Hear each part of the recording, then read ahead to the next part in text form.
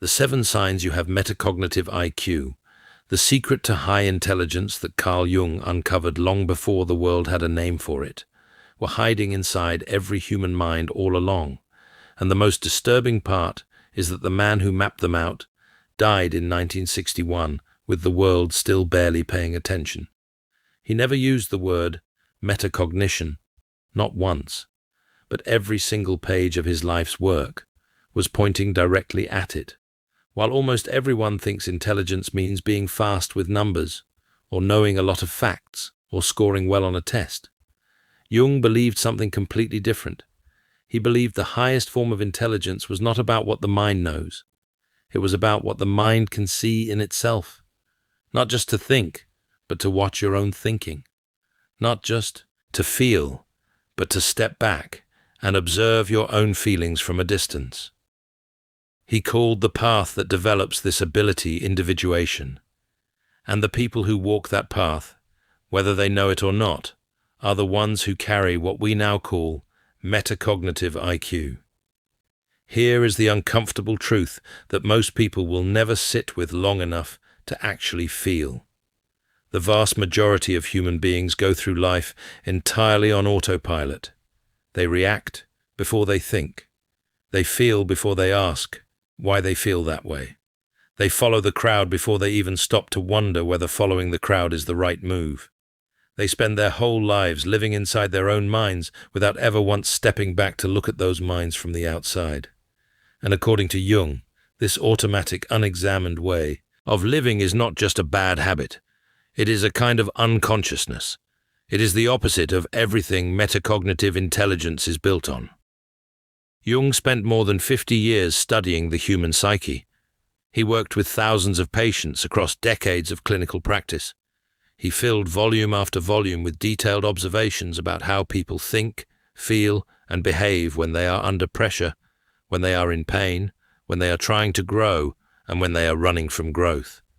He traveled the world, studying different cultures and their relationship to the inner life.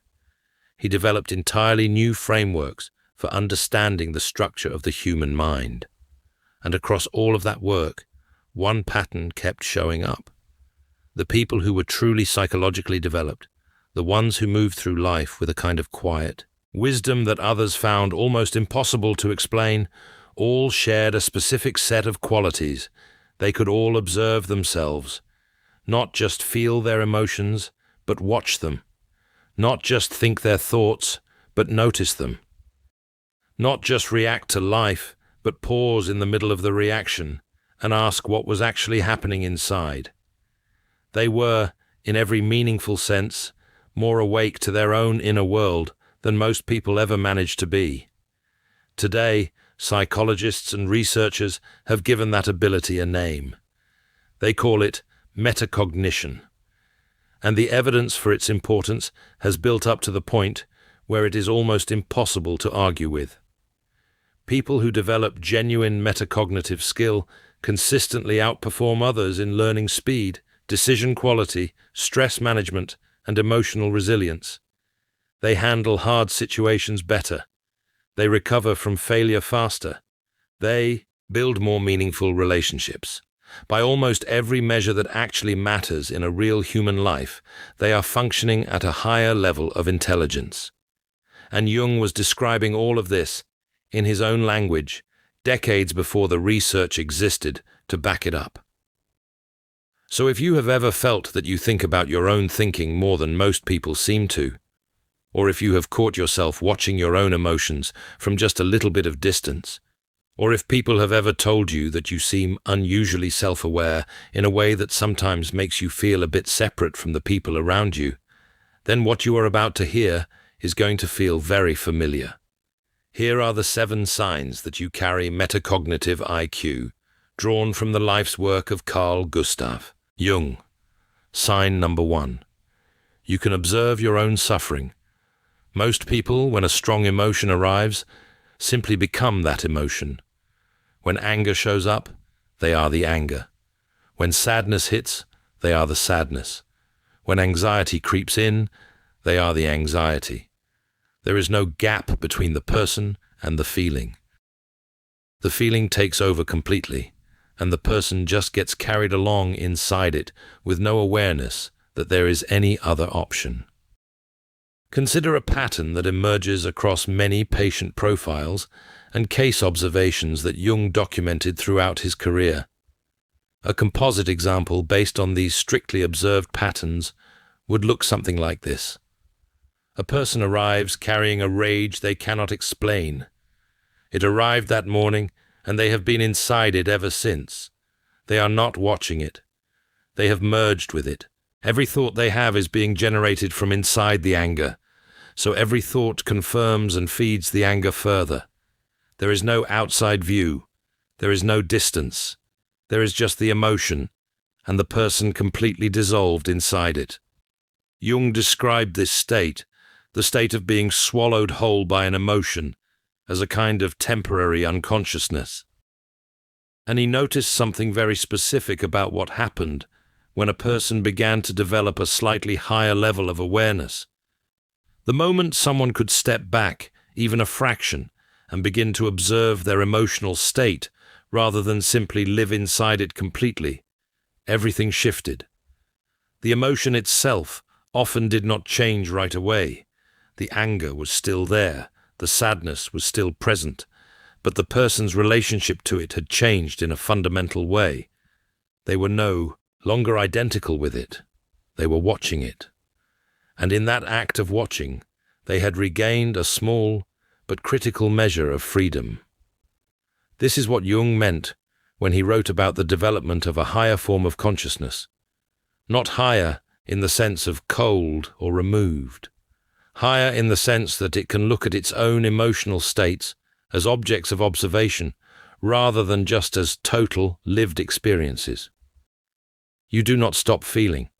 In fact, you often feel more deeply because you are present with the feeling rather than just being dragged by it.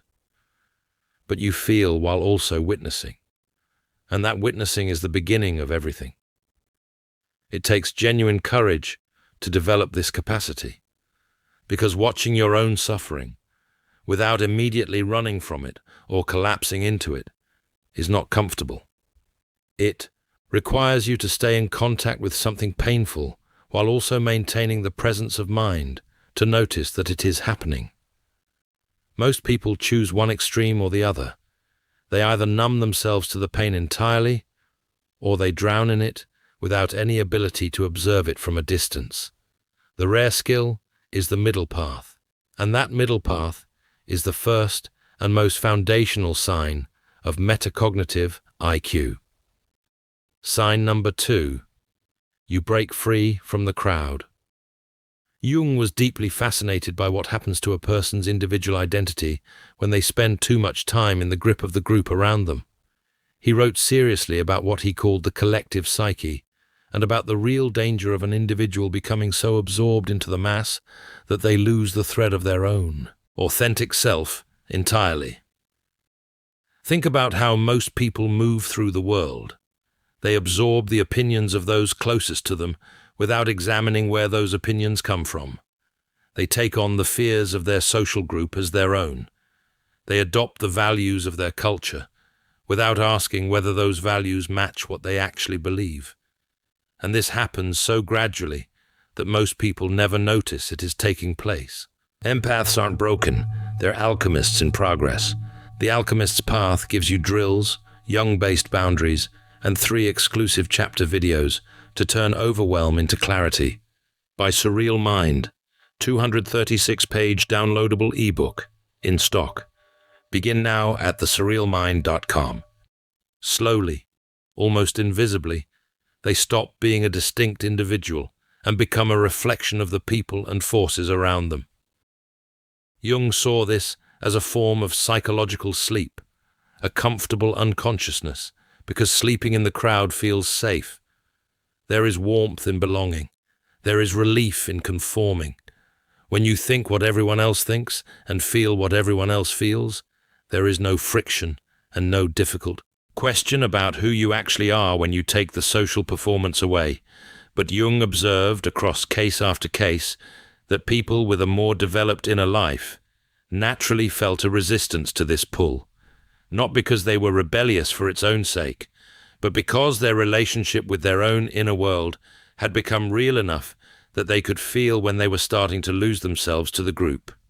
They could sense the pressure to conform, and they could choose a response rather than simply going along without thinking. Jung wrote extensively about what he called the persona, the social mask that each person wears in daily life. And he was clear that there is nothing wrong with having a persona. It is part of how social life functions.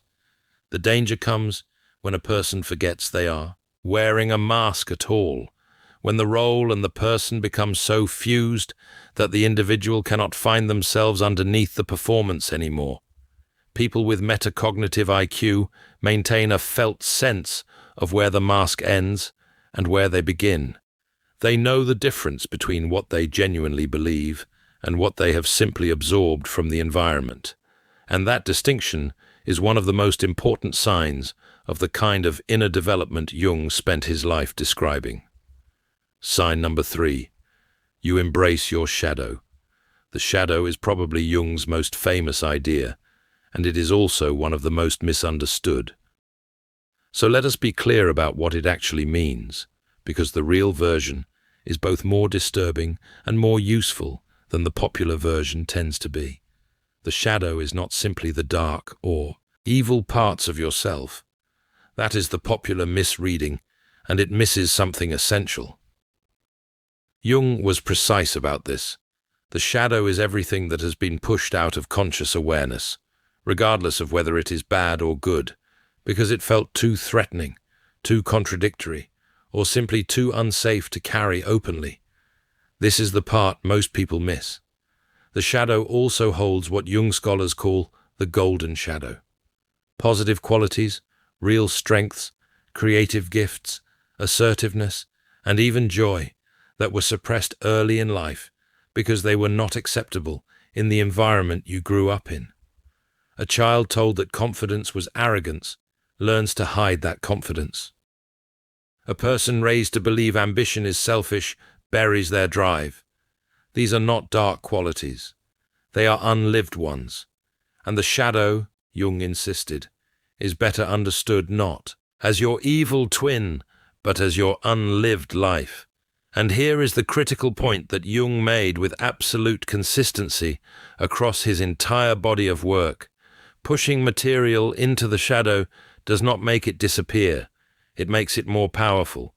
When a quality is denied conscious acknowledgement, it does not simply go away. It goes underground.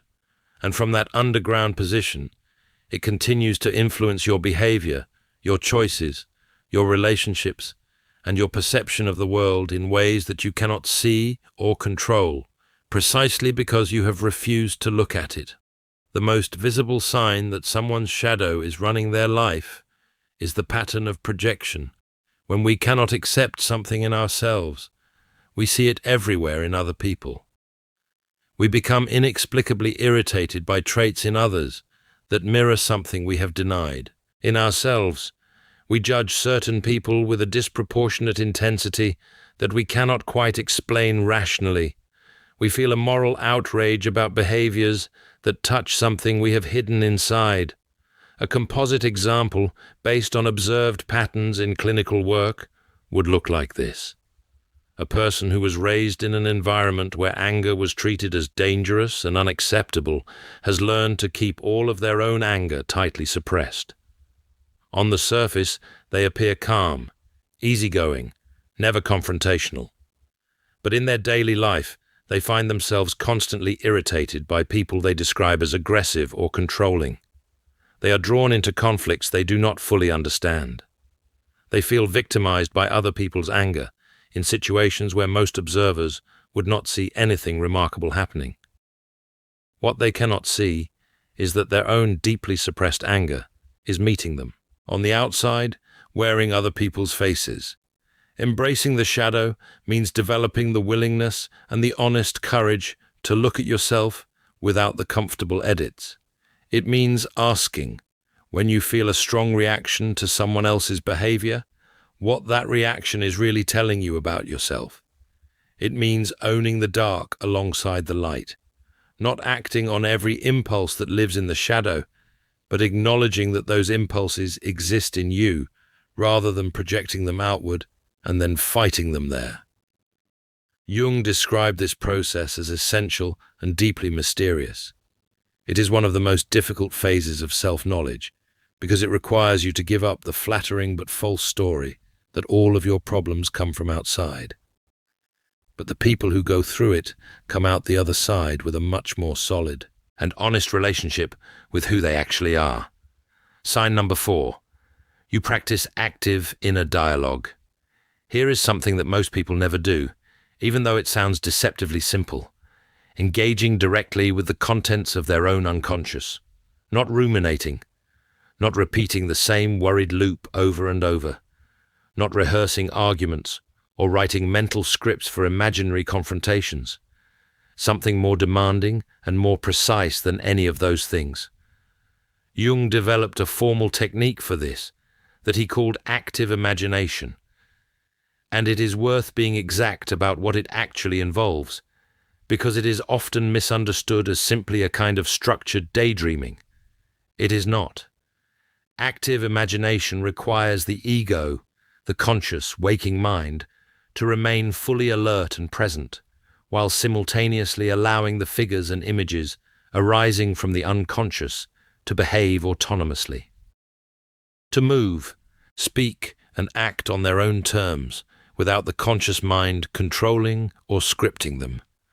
This is the critical distinction. In ordinary daydreaming, the ego is in charge and directs everything. In active imagination, the ego stays awake, but steps back enough to let the unconscious actually show what it contains. Jung called this a high-stakes interaction. The ego does not disappear. It participates, but it listens as much as it speaks, and it does not edit what arrives. This might sound abstract or strange if it is not something you have ever done consciously. But think for a moment about how many people go through their entire lives without ever sitting quietly enough to hear what their own inner world is actually trying to say. They think about themselves constantly. They worry about themselves endlessly. But actual listening, the kind where you genuinely slow down and let the different voices and needs and impulses inside you speak without immediately silencing them or dismissing them as irrational, that is something most people never experience. Jung used active imagination as one of his central tools for psychological development across decades of clinical practice. And the reason it is so effective is rooted in something he understood at a very deep level. The psyche is not a single unified thing with one consistent voice. It is more like a community of different parts, each with its own perspective, its own history, its own needs, and its own contribution to make to the whole. There is the part that wants safety and the part that wants adventure. There is the part that carries old wounds and the part that holds unrealized potential. There is the part that knows something is wrong before the rational mind catches up, and the part that wants to pretend everything is fine. When you develop the ability to hold real dialogue with these different inner figures, rather than being silently controlled by them, or being overwhelmed by them, or drowning them out with constant distraction, you gain access to a level of self-understanding that most people never reach. You start to know yourself from the inside, in a way that goes far deeper than the story you tell about yourself to other people. People with metacognitive IQ do this naturally, often without ever having read a word of Jung. They catch themselves having genuine inner conversations. They notice the different parts of themselves that want different things. They pay real attention to the signals coming from below the surface of their ordinary thinking mind. And they have learned to trust that inner life as a source of genuine and often surprisingly accurate information. Sign number 5, you learn from your dreams. This one is going to make some people uncomfortable, and I think that discomfort is worth paying attention to. We live in a culture that tends to treat dreams as noise, random firings of a brain in sleep mode, entertainment with no sender and no message, something you might mention at breakfast if it was particularly vivid, and then forget entirely by lunchtime. And if you suggest to most people that their dreams might be trying to tell them something meaningful, you will often get a look that suggests you have said something deeply unscientific. But Jung spent decades studying dreams with a seriousness and precision that are hard to argue with. He analyzed thousands of them, both his own and those of his patients. And he developed a distinction that he considered fundamental. He separated what he called little dreams from what he called big dreams, or in his original German, Grossträume. Little dreams, he explained, are the nightly fragments of fantasy that reflect the ordinary fluctuations of the daily psychic balance. They are easy to forget because their importance really is limited to the everyday level. But big dreams, he wrote with great conviction, are often remembered for an entire lifetime. He described them as the richest jewel in the treasure house of psychic experience. These are the archetypal, life-altering dreams that feel qualitatively different from the rest. They carry the weight of the collective unconscious, not just the personal one. The difference is not always obvious at first glance. A little dream and a significant dream can both be vivid. They can both feel real while you are inside them. But over time, people who pay close attention to their dreams begin to develop a felt sense of which ones are carrying something deeper. A significant dream tends to carry a certain weight, a quality of importance that persists after waking, a mood or image that stays with you through the day and sometimes through the week. And Jung found that when people took those dreams seriously, actually sitting with them, writing them down, exploring their symbols rather than immediately translating them into rational terms, important truths about the inner life began to surface that the conscious mind had not been able to access on its own. Jung did not believe that every dream is a direct and urgent message from the deep unconscious. He was far too careful a thinker for that kind of oversimplification. But he believed firmly that the dreaming mind is not simply producing random content, and that the images and symbols it generates are worth treating as real information rather than noise. People with metacognitive IQ do not necessarily analyze every dream they have, but they do not dismiss their inner life just because it speaks in a language that does not fit neatly into the rational categories they use during waking hours. They notice when a dream leaves a mark. They pay attention to recurring images or feelings. They stay open to the possibility that something in them is trying to communicate in a form they have not yet learned to fully read.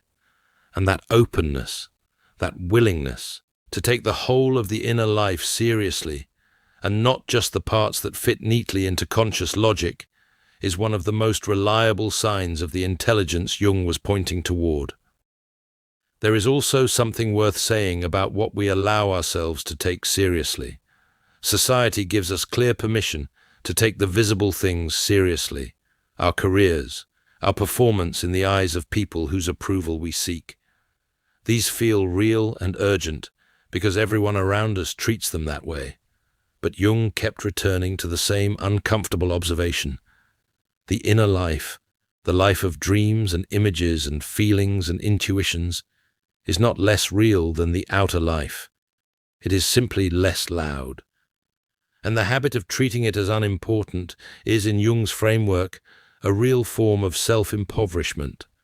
The person who pays attention to the whole of their experience, inner and outer, rational and symbolic, is working with more information than the person who dismisses everything that cannot be measured. Sign number 6. You tolerate the tension of opposites. This might be the hardest of all 7 signs to actually live, and I think it is especially hard in the world we live in today. So stay with me on this one. We exist in a cultural moment that rewards certainty above almost everything else. Pick a side and defend it. Have a clear, confident answer to every question. Know exactly what you believe and be ready to argue for it at any moment.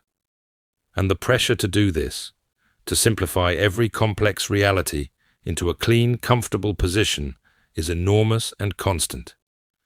Jung pushed back against all of that, directly and without apology. He taught, with great consistency across his entire body of work, that the tension of opposites is not a problem waiting to be solved. It is a fundamental feature of the real inner life of a real human being. And rushing to eliminate that tension by picking one side over the other is not a sign of clarity or confidence. It is a sign of a mind that cannot bear the discomfort of genuine complexity. Every person contains contradictions. You can love someone and also find them genuinely difficult to be around. You can want something with real intensity and also be terrified of actually getting it. You can hold a belief and also carry genuine doubt about that belief. You can feel joy and grief at the same time in the same moment, about the same thing. These are not signs of psychological weakness or moral confusion. They are signs that you are paying close enough attention to your actual experience to notice what is genuinely happening, rather than editing it down into something more comfortable. Jung described human beings as mixta composita, mixed composites. Creatures who are neither simply good nor simply bad, neither fully rational nor purely instinct-driven, but always somewhere between the poles. And he wrote that we are not freed by leaving one side behind.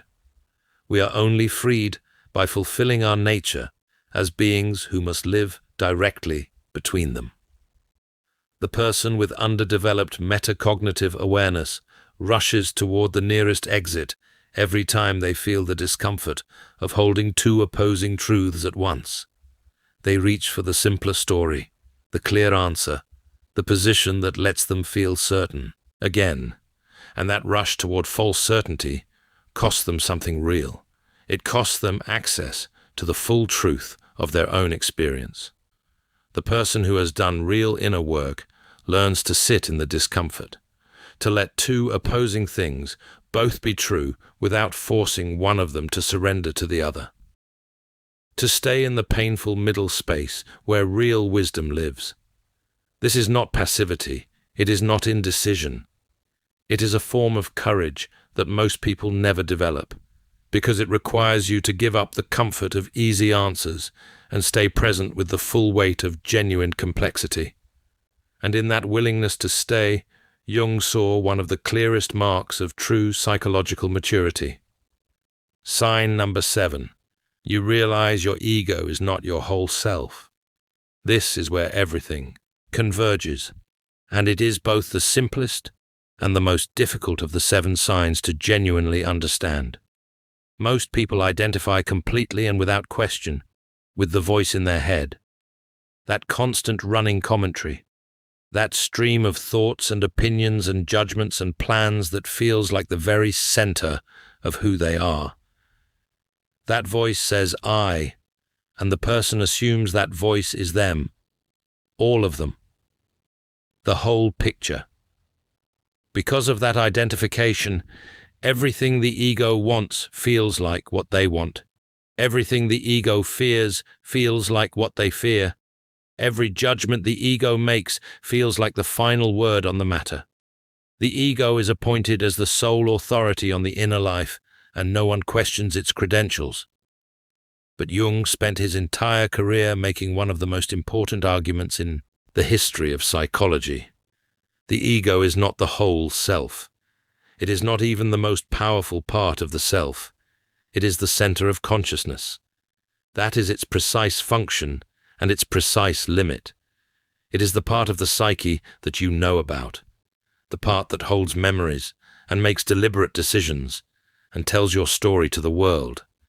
And this connects directly back to sign 1. When you observed your own suffering from a slight distance in that first sign, that was your ego beginning to notice its own edges, beginning to sense that something larger was operating beneath and around it. That moment of witnessing is the ego waking up to the fact that it is not the whole picture, but it is surrounded by, and in a very real sense contained within, something far larger and far older Jung called that larger totality the self, and the distinction he drew between the ego and the self is not just a philosophical one. In the Symbolic Life, one of his later works collected in volume 18 of the Collected Works, he articulated it with a precision that is hard to improve on. The ego receives its light from the self in the same way that the earth receives its light from the sun. The two are not interchangeable. The ego is not the sun, it is the lit surface, and the self is that vast, mostly unknown territory that the ego floats within, dependent on it, shaped by it, and never fully able to see it from the outside. What this means practically is something that people with metacognitive IQ begin to sense, often before they have any framework to explain it. They notice that sometimes they do things they did not consciously plan to do. They feel emotions that arrive without any obvious rational cause. They catch themselves in reactions that seem to come from somewhere much deeper and older than the reasoning, explaining, planning part of their mind. They have ideas that feel like they came from somewhere rather than from anywhere they can identify. And instead of explaining all of that away or dismissing it as irrelevant, they take it seriously as evidence that they are far more than the voice that speaks in their head. This realization is not a comfortable one. It asks for genuine humility. It asks you to accept that much of what drives you, much of what shapes your choices and relationships and responses to life is coming from a place you cannot fully see or control. For an ego that would rather believe it is in charge of everything, that is a deeply unsettling discovery. But for the person who is genuinely interested in self-knowledge, it is one of the most liberating realizations available. Now, here is where all 7 of these signs meet each other and become something much larger than any one of them on its own. Jung called it the process of individuation. And he was absolutely clear that this is not a weekend workshop. It is not a personality upgrade. It is not something you complete and then move on from. It is a lifelong psychological undertaking that asks you, again and again, to face the unknown depths of your own mind without the comfort of easy answers or guaranteed outcomes. It asks you to keep walking toward your own interior, even when what you find there is uncomfortable or confusing, or does not fit the story you have been telling about yourself for years. Individuation, in Jung's framework, is the process of becoming the unique, specific, irreplaceable individual you actually are, not the version of yourself that was assembled entirely from other people's expectations, not the persona you learn to wear to get through social life without too much friction, not the carefully edited self-image you present to the world and sometimes to yourself. The real thing, the full thing, the you that includes all of the contradictions, all of the darkness alongside the light, all of the unknown depths alongside the parts you already know and have made peace with. Most people never take even the first steps of this journey, not because they lack the capacity, but because the journey asks for something that almost nothing in modern culture teaches us to value.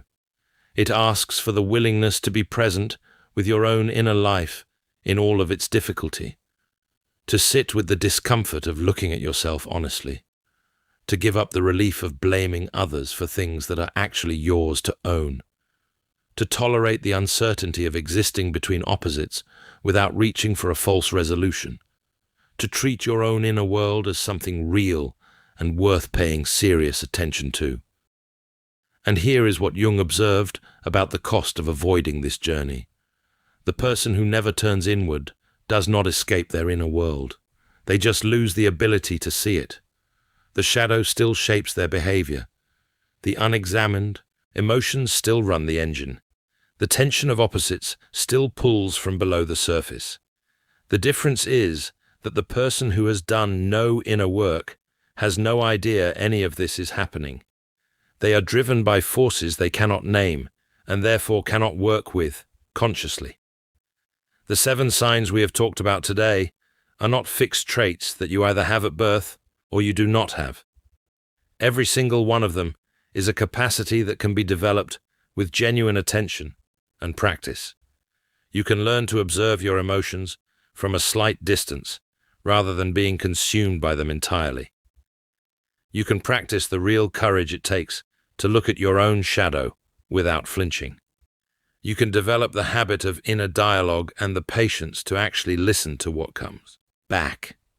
You can begin to take your dream life and your deeper inner signals seriously as real sources of information. You can build a genuine tolerance for the discomfort of holding two opposing truths at the same time. And you can begin to sense the difference between the voice in your head and the much larger reality that contains it. None of this happens quickly. Jung never claimed it did. He described the individuation process as the work of a lifetime, not because it is supposed to be punishing, but because the inner life is that rich and that layered. Every time you think you have finally understood yourself, something new surfaces, another layer of the shadow, another tension of opposites you had not yet noticed, another dimension of the self the ego had not yet made contact with. And, in Jung's view, this ongoing discovery is not a problem. It is the actual content of a genuinely examined life. This is what I find so genuinely important about Jung's work, and why I think it deserves to be taken seriously beyond the world of academic psychology. He was not just offering a theory of the mind, he was offering a map of how a person can become more fully themselves, more awake to their own reality, more capable of moving through life with clarity and honesty, and a depth of self-knowledge that most people never develop.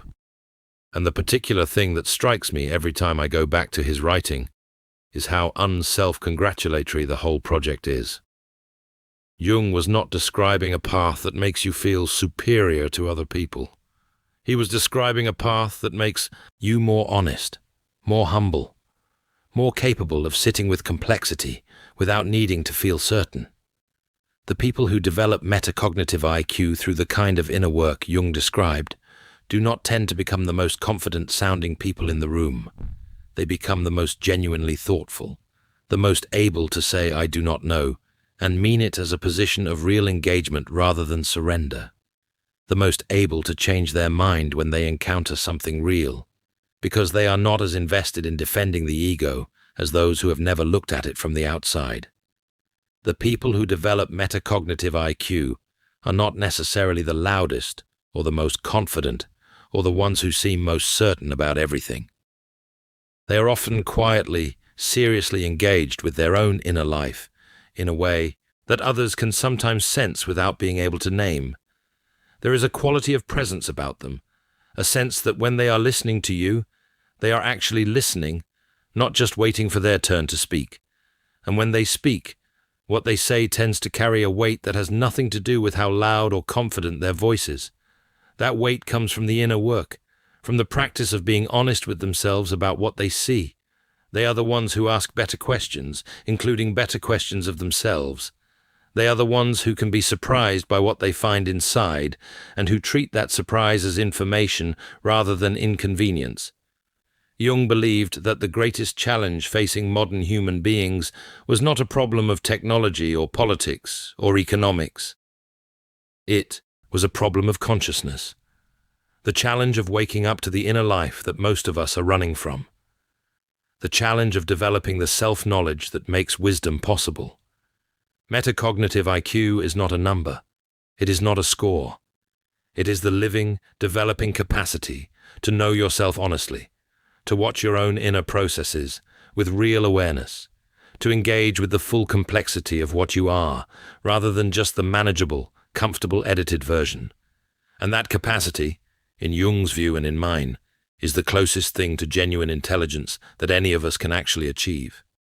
In The Alchemist's Path, perception training for empaths, you'll turn overwhelm into wisdom with practical drills, Jung-inspired boundaries, and step-by-step perception training. This guide includes 3 exclusive chapter videos to deepen each lesson. Written by Surreal Mind, 236 pages, Beautifully designed 8.5 by 11 downloadable ebook. In stock now. Start your training today. Feel deeply while thinking clearly. Get The Alchemist's Path at thesurrealmind.com.